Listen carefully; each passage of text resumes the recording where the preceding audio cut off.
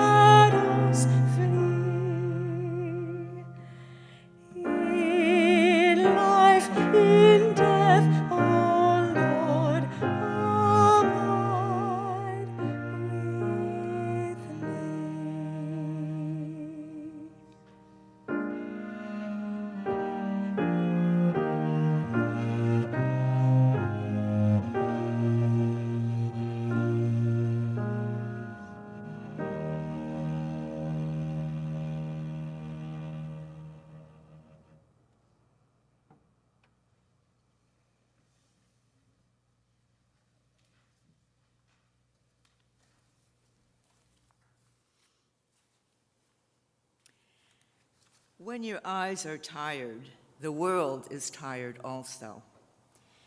When your vision has gone, no part of the world can find you. Time to go into the dark where the night has eyes to recognize its own. There you can be sure that you are not beyond love. The dark will be your womb tonight. The night will give you a horizon further than you can see. You must learn one thing, that the world has been made to be free in. Give up all other worlds except the one to which you belong. Sometimes it takes darkness and the sweet confinement of your aloneness to learn anything or anyone that does not bring you alive is too small for you.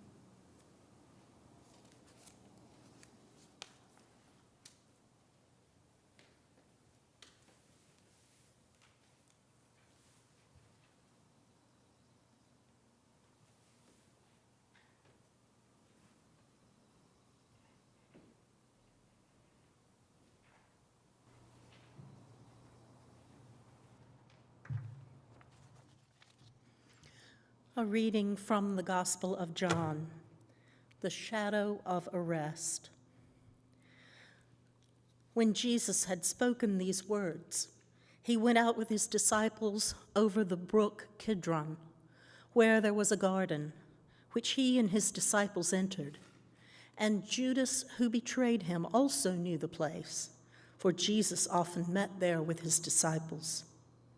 Then Judas, having received a detachment of troops and officers from the chief priests and Pharisees, came there with lanterns, torches, and weapons. Jesus, therefore, knowing all things that would come upon him, went forward and said to them, "Whom are you seeking?" They answered him, "Jesus of Nazareth." Jesus said to them, "I am he." And Judas, who betrayed him, also stood with them. Now when he said to them, "I am he," they drew back and fell to the ground. Then he asked them again, "Whom are you seeking?" And they said, "Jesus of Nazareth." Jesus answered, "I have told you that I am he. Therefore, if you seek me, let these go their way."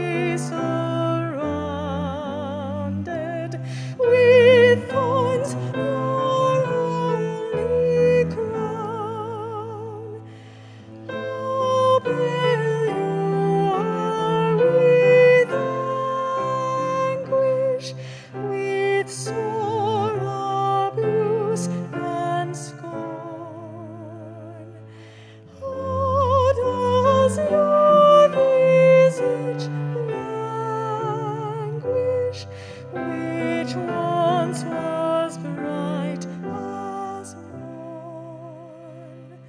What you, dear Savior, suffered was all for sinners' gain.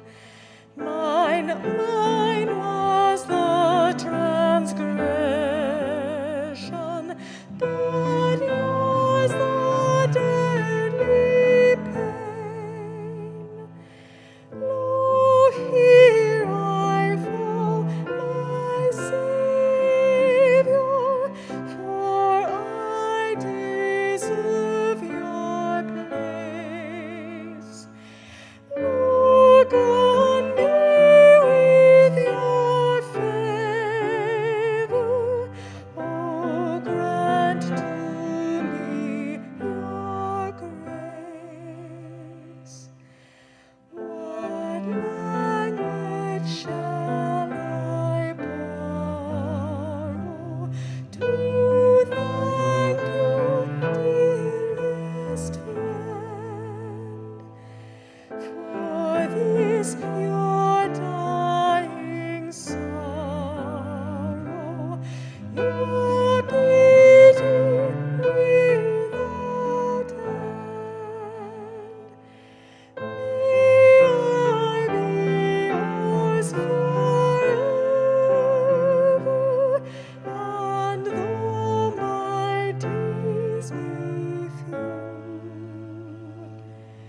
oh, Savior, let me never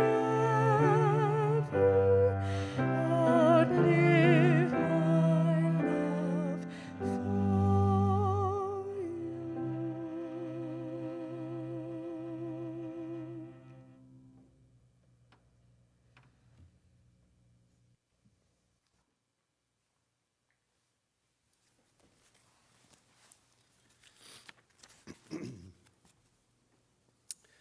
Those who will not slip beneath the surface of the well of grief, turning downward through its black water to the place we cannot breathe, will never know the source from which we drink, the secret water, cold and clear, nor find in the darkness glimmering the small round coins thrown by those who wished for something more.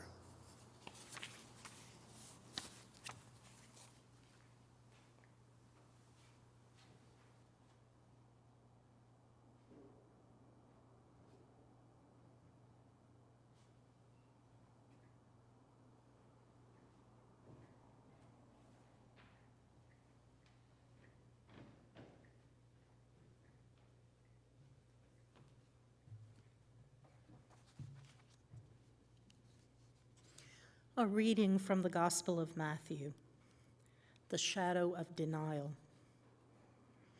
Now Peter sat outside in the courtyard, and a servant girl came to him, saying, "You also were with Jesus of Galilee." But he denied it before them all, saying, "I do not know what you're saying." And when he had gone out to the gateway, another girl saw him and said to those who were there, "This fellow also was with Jesus of Nazareth." But again he denied with an oath, "I do not know the man." And a little later those who stood by came up and said to Peter, "Surely you also are one of them, for your speech betrays you." Then he began to curse and swear, saying, "I do not know the man." Immediately a rooster crowed. And Peter remembered the word of Jesus, who had said to him, "Before the rooster crows, you will deny me 3 times." So he went out and wept bitterly.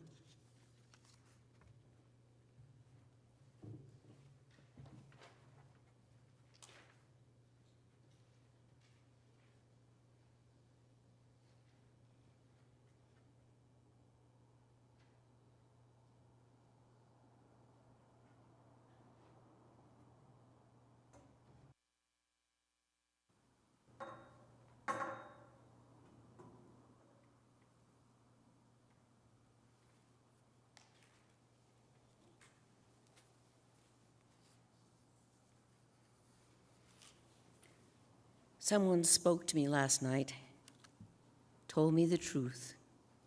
Just a few words, but I recognized it. I knew I should make myself get up, write it down, but it was late, and I was exhausted from working all day in the garden, moving rocks. Now I remember only the flavor, not like food, sweet or sharp, more like a fine powder, like dust. And I wasn't elated or frightened, but simply rapt, aware. That's how it is sometimes. God comes to your window, all bright light and black wings, and you're just too tired to open it.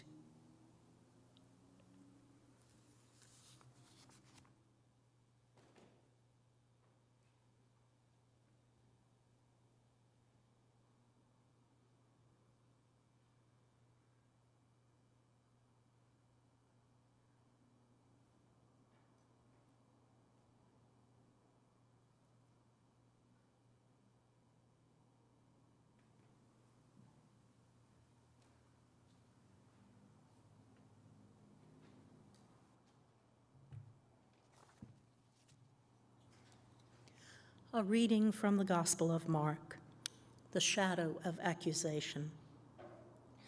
Pilate answered and said to them again, "What then do you want me to do with him, whom you call the King of the Jews?" So they cried out again, "Crucify him." Then Pilate said to them, "Why, what evil has he done?"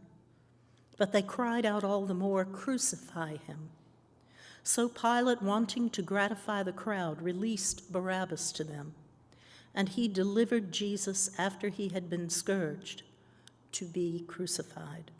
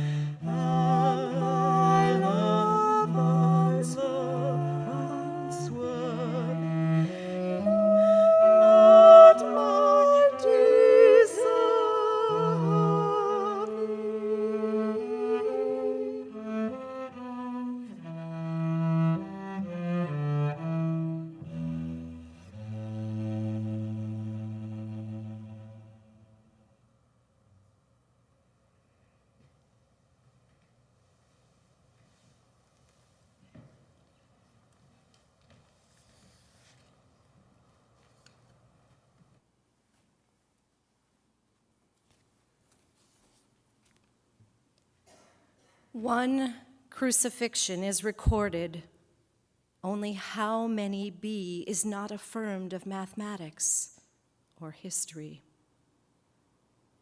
One Calvary exhibited to stranger, as many be as persons or peninsulas. Gethsemane is but a province in being's center, Judea, for journey or crusades achieving too near. O Lord, indeed, made compound witness, and yet there's newer, nearer crucifixion than that.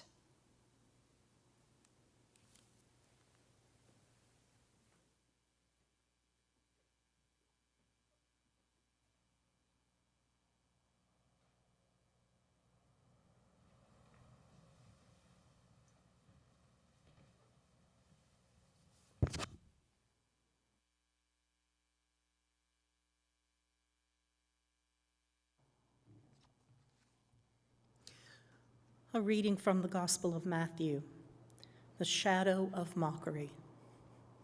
Then the soldiers of the governor took Jesus into the praetorium and gathered the whole garrison around him. And they stripped him and put a scarlet robe on him.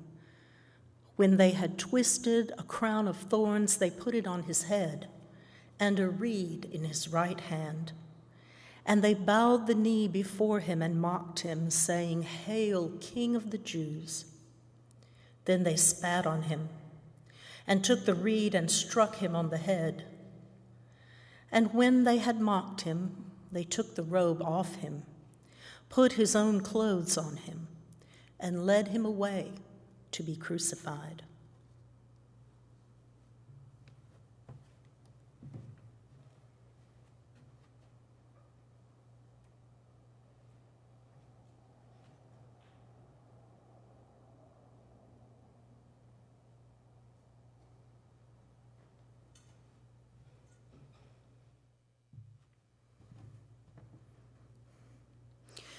Now as they came out, they found a man of Cyrene, Simon by name. Him they compelled to bear his cross. And when they had come to a place called Golgotha, that is to say, place of a skull, they gave him sour wine mingled with gall to drink. But when he had tasted it, he would not drink. Then they crucified him and divided his garments, casting lots, that it might be fulfilled which was spoken by the prophet. They divided my garments among them, and for my clothing they cast lots. Sitting down, they kept watch over him there, and they put up over his head the accusation written against him: "This is Jesus, the King of the Jews." Then 2 robbers were crucified with him, one on the right and another on the left. And those who passed by blasphemed him, wagging their heads to and fro, saying, "You who destroy the temple and build it in 3 days, save yourself. If you are the Son of God, come down from the cross." Likewise, the chief priests also, mocking with the scribes and elders, said, "He saved others. Himself he cannot save. If he is the King of Israel, let him now come down from the cross and we will believe him. He trusted in God, let him deliver him now, if he will have him. For he said, 'I am the Son of God.' Even the robbers who were crucified with him reviled him with the same thing."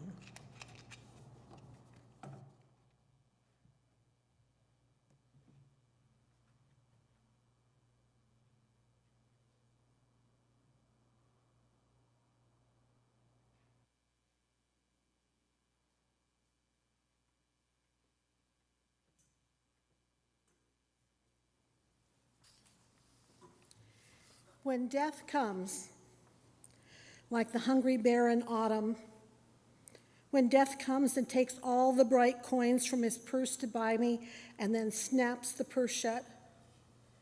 When death comes like the measles pox. When death comes like the iceberg between the shoulder blades.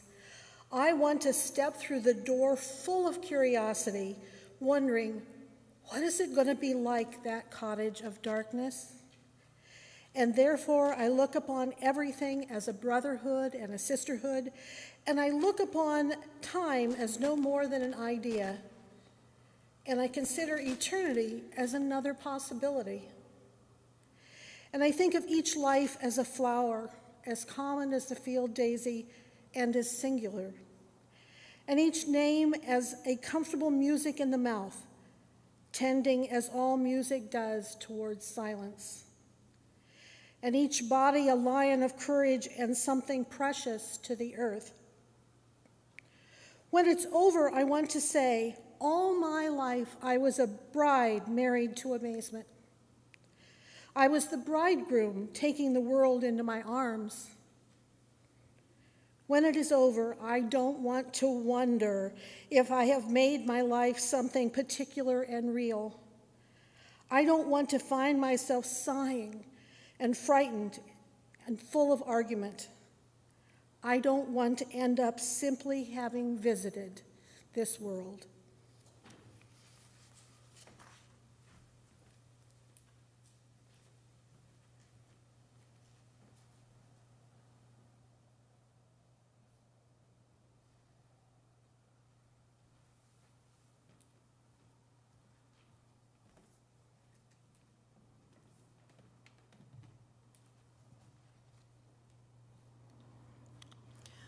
A reading from the Gospel of Luke, the shadow of death. Now it was about the 6th hour, and there was darkness over all the earth until the 9th hour. Then the sun was darkened, and the veil of the temple was torn in two. And when Jesus had cried out with a loud voice, he said, "Father, into your hands I commit my spirit." Having said this, he breathed his last. So when the centurion saw what had happened, he glorified God, saying, "Certainly this was a righteous man." And the whole crowd who came together to that sight, seeing what had been done, beat their breasts and returned. But all his acquaintances and the women who followed him from Galilee stood at a distance, watching these things.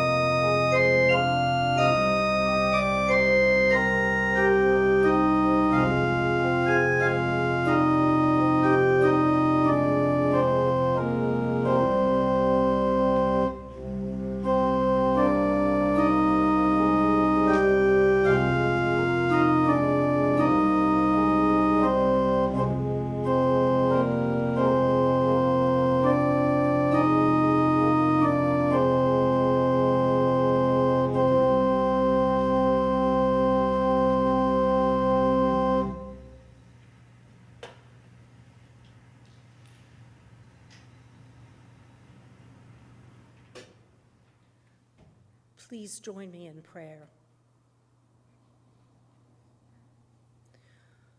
Holy One, your chosen one sent among us, experienced darkness just as we do. In those times of our lives when it seems like darkness is all there is, remind us that it takes only one light to bring hope out of despair. Warm us in that one light, if that's the only light we have. Amen.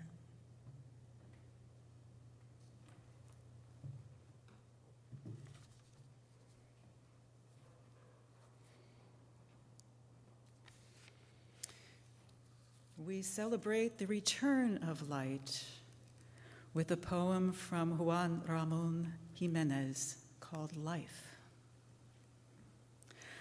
What I used to regard as a glory shut in my face was a door opening toward this clarity. Country without a name, nothing can destroy it. This road of doors opening one after another, always toward reality, life without calculation.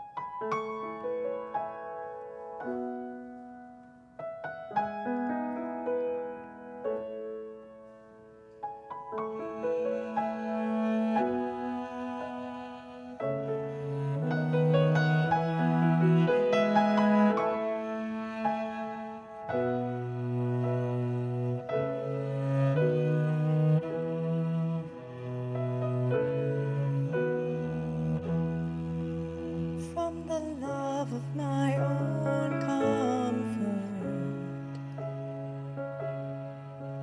from the fear of having nothing, from a life of worldly passions, deliver me, O God, from the need to be understood, from the need to be accepted, from the fear of being lonely.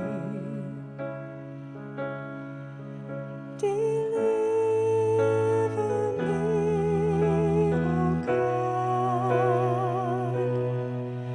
Deliver me, O God.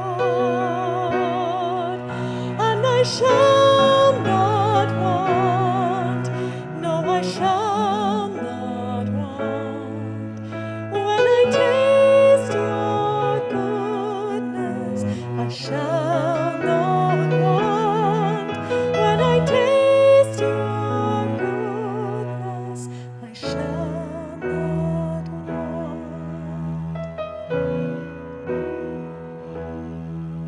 From the fear of serving others, from the fear of death or trial, from the fear of humility. Deliver me, O God. Deliver me, O God. I shall not want. No, I shall not want. When I taste your goodness, I shall not want. No, I shall not want. No, I shall not want. When I taste your goodness, I shall not want. I shall not want.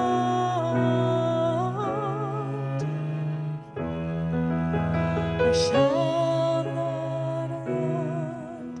I shall not want.